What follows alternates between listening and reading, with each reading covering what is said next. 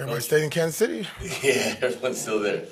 When the clock hit 0-0-0, what went through your mind? Saw the emotions on the field. Yeah, finally, right? 60 minutes of football, what we've been working towards. Probably wasn't pretty all across the board in all three phases, but as a team, is what we talked about, at the beginning of the week on Tuesday, Wednesday, all the way until that, Sunday night before the meeting. I thought guys did a good job of just sticking with the plan and kind of grinding it out. So, yeah, a lot of emotions there. Just, listen, man, this team's been fighting hard to get one of those wins on the road against very qualified and Super Bowl champs, man. You beat them at their place. That's hard to do. What does it tell you about the offensive line where they're able to open up holes for Zamir when everyone in the building knows you're going to run the rock? You get the smile. Best part about it, I said it yesterday in the press conference, when I know that you know, that they know, and everybody know what we're about to do, and we still do it, that's our football. No fair dodging. It is what it is. Strap it up, play. That's football in the month of December. That's what I'm used to. That's what I grew up seeing and watching with the Raiders, myself. That's winning football. Is he earning more playing time even if Josh comes back? I think everybody's like, we evaluate everything. As you play, good players play. If you're a good player and you're producing, you're helping us win, you win. But don't get it fooled. I mean, Josh Jacobs is one of the best running backs in the National Football League. And if we got somebody who can help us out and contribute, it's going to be right in that role. And Zeus knows that. It was really good to see him finish the game the way he finished. Very strong, very violent, very explosive. Everything we've been seeing in practice came to fruition yesterday. Coach, who are some players who did not see a lot of playing time under the previous regime, but you've given them some time? Who are some of those players who have impressed you so far? Yeah, I mean, start with 51. Start with Munford. Go with Zeus. Big Mike, the tight end. Obviously, Jack Jones, that helped us. Be honest, man, a lot of guys. If you really look at it, this is really the last 3 weeks you've seen the youth of our team, from second-year players to rookies, really step up when their name is called. And let's go through the roster yesterday. Left tackle, second-year player. Left guard, second-year player. Quarterback, rookie. Running back, second-year player. It's just impressive. Jack Jones, second-year player. And then all those third-year players who really haven't contributed a lot, like Malcolm Kuntz, really coming along and just being, dominant now, back-to-back weeks. Wow, right? Wow. And when you have a guy like Max Crosby on defense, you just waited for somebody. We've been waiting. Who's going to be that guy, to step up and man, look, this guy's getting double, triple team. You got the one-on-ones, buddy, and you got to win them. And he's done that, and he's been an outstanding job. So, I can go on and on with that list, but I think those are some of the key players there that stood out. To that point, what can you say about the growth and development of Nate Hobbs? Man, Nate's explosive, the maturity. We've moved him around quite a bit here in the last 2 years, over the last 2 years. Corner, star, nickel, and he really makes his money inside. He's a very violent football player. He's explosive. He can tackle in space. He can cover.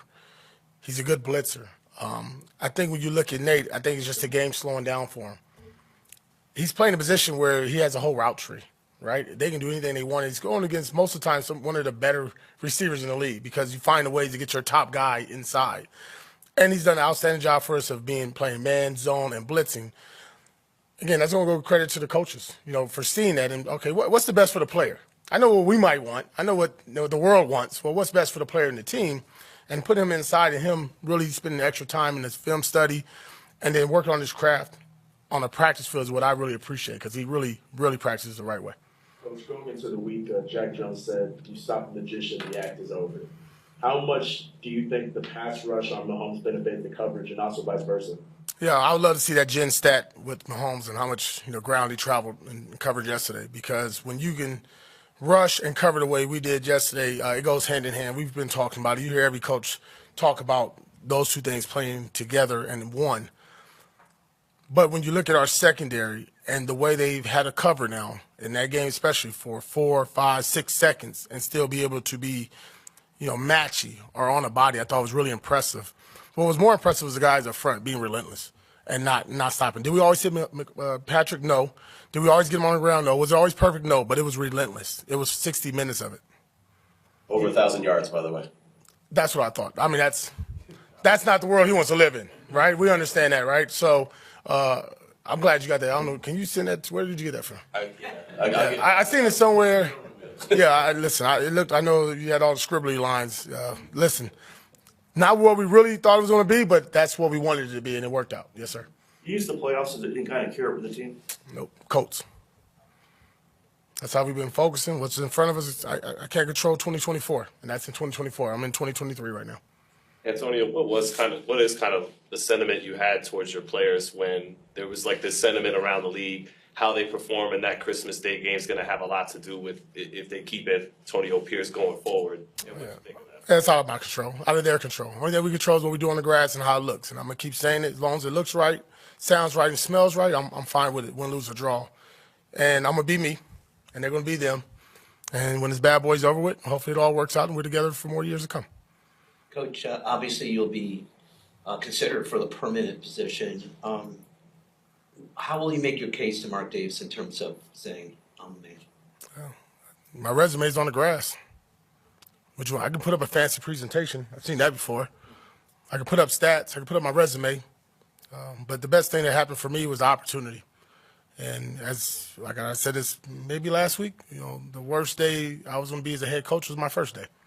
And each day is my job, and I really take pride in growing each and every day to get better. No different than when I was a player, to get better. And by the end, you look at it, whatever your career was and whatever my coaching career is, that you sit there and say, look, this is what he was. And hopefully Mark Davis sees improvement and growth within our team. He sees the style and play that he wants from the Raiders. He sees a fan base that's behind us. He sees a building that loves coming to work and loves being here, and people that's covering the team, enjoying covering the team. And at the end of the day, we got to win. And right now, our record is 4-3. What role will be beating Kansas City play in that, do you think? Oh, so we're what, 2-1 in division. Beating those guys at home. How many times has that happened in the last 25 years with the Raiders?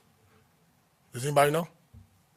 Not much. I don't know the exact number. Less than a handful, right? So let's go 3. Most of those guys were, gurus. Not a defensive coach who never did it before, right?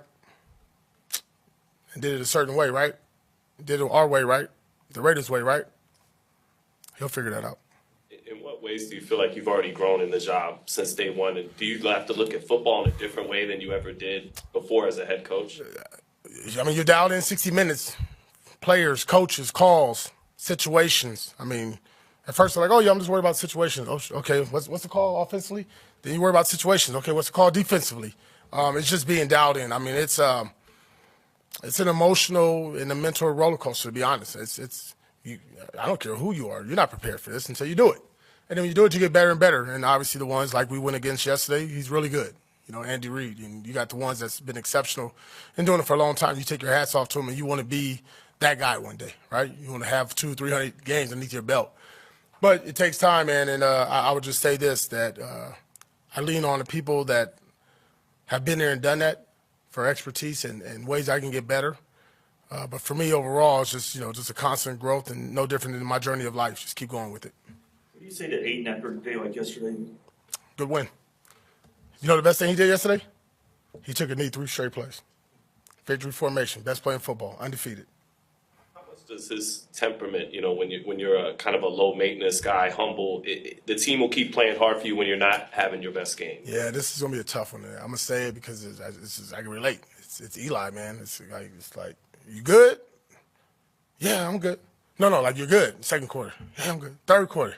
Fourth quarter. We ain't completed the ball yet. You good? He's still good. That shocked me yesterday, because I wanted to see if I was gonna see that look in his eye. But he understood it was a team game, and yesterday wasn't his day, and the rest of the team carried him, and that's fine. That's okay. There's gonna be days where this young man is gonna have opportunity to carry a team in this organization, and we're gonna lean on him elsewhere. So to have that, I call it poker face and that even kill, that's fine. I don't need him to be AP. Don't have that fiery. Don't be passionate. Don't be going crazy and getting bleeped every 5 minutes. Don't do that. No. Just be nice and calm and under control and manage the game and don't turn the ball over. Even though, he was active, but he didn't play the majority of the game, how big was it for Colton Miller to come in for Jermaine on that last play to kind of set up the victory formation? Yeah, really shocking. I mean, when it happened, I just looked around, looking for the offensive line coach and Cam, and all right, who's going in? And I just saw the 6'8" dude running to grab his helmet. I'm like, what is he doing? Because we're trying to take care of him, be smart. And he said, I'm ready. What I'm going to say, I just fell back, and I watched. And that's what you expect out of a leader, a captain on your team. When the game's on the line, his name wasn't even called. His number wasn't even called. He called it himself, and I'm going to fall back and watch. And that's what we did. How much does that tell you about your team, that everyone's willing to sacrifice, even though they're not healthy? You didn't have to call him. He was ready for the assignment. I mean, it goes even to Josh Jacobs right before the game. I mean, I thought he was going to play. He thought he was going to play. He couldn't play. And it was in the best interest that he didn't play. And that's what I'm going to do. It was in the best interest of the players. But it just shows, man, I remember this question was asked, maybe not to me, but one of our players, what are we playing for? And it's kind of disrespectful. What are you here for? Why are you here working? Why are you covering us? It's your job. You get paid to cover. We get paid to play. Got 17 games, 18 weeks. It's our job until, there's nothing left, and then we go in off season. So what it shows you is guys that love football. We got guys that love football here, that are passionate about it, that got pride about it, that have, a sense of commitment to their family and to this organization, and that you respect. 2 straight games of defense scoring twice, Man. which is pretty. When is that? Okay, when is the last time that happened? First time in over 10 years. In Raiders history. Never. Question. Come on now. Come on. You don't have all that on. Don't know yet. Come on, trivia. Throw it right back at you. What are you cultivating at practice? Are you stressing that or Yeah, what's the game? I do it with our offensive players. When you touch the ball, touch the end zone. I was fortunate to play with some really good football players in my career, and there's a couple that just, every time they touched it, they went to the end zone offensively. And then some defensive players that did the same thing, and I'm like, wow, okay, and then they will go back, maybe miss a play, and then come back and take the third play or so. And that just creates a habit. And if you really, I know you guys can't watch practice the whole time, but if you were to watch our practice, you would see that throughout. That it don't matter if it's a kickoff, punt, interception, fumble recovery, that guy's going to run into the end zone, and the next man comes in, and we just keep rolling. And that's just great habits, man, muscle memory. How do you do something? Well, you do it consistently. And then when it turns into reality, you sit there and smile, you get slimed on Nickelodeon. Michael Strahan said on the broadcast that you're doing with this team what you did with your team that you guys won a ring with. What does that mean when a guy like Strahan's talking about you on national TV like that? That's the GOAT, man. It's Big Brother right there. It was hard to go to New York when you had a personality like that in front of you and next to you. But we always made a pact. We were always the last two in the tunnel, shaking hands and welcoming everybody in and out of the tunnel. And Stray knows how much he means to me and how much I mean to him. It's just respect. I mean, here's a guy who did at the highest level in one city, in the biggest city for a long time, went out on top, and he's doing really well off the field. And he's a guy that, regardless that he's not in coaching, you really model yourself after of how he carries himself as an individual. Is there anything Max reminds you of Michael at that position, or? Man, Max different now. Me and Big Mike talked about that now. What I would say is consistency. I didn't believe it when I first got here. They said, man, Max is going to do that every day. I'm like, no way. There's no way this guy can have that kind of juice each and every day and be bouncing off the walls. And damn, he does, man. Like, it's crazy. I've never seen nothing like it. I mean, and, you always hear that. No, literally. Marvin Lewis was here. He said, I've never seen nothing like it. I said, I told you. This guy just doesn't stop. And that's consistency. That's what you see in guys that would eventually at some point wear a gold jacket. Thoughts on the Colts? Physical football team. They came here last year, got after us pretty well. We're going to expect their best football. Obviously, they're good up front. Both sides, right? O-line, D-line we got to deal with. Big running back. We saw that last year. It wasn't pretty for us. And, quarterback, we got to be careful with this guy. He's tricky, and he's tricky good. And he's done a really good job for them, really just coming in and just – you can't even tell, like, is he a backup? You wouldn't know. I think he's been starting since day one, the way he's playing, the way the team plays around him. Well-coached team, obviously. Their defensive staff knows our players very well, and they run a very good scheme for their team. It's going to be a physical game. We got to get, it's 24-hour rule. It was a great plane ride home on Christmas Day, but today's December 26th, and we get ready to play these boys on New Year's Eve, and that's going to be fun. That's good. All right, thank you. Thank you.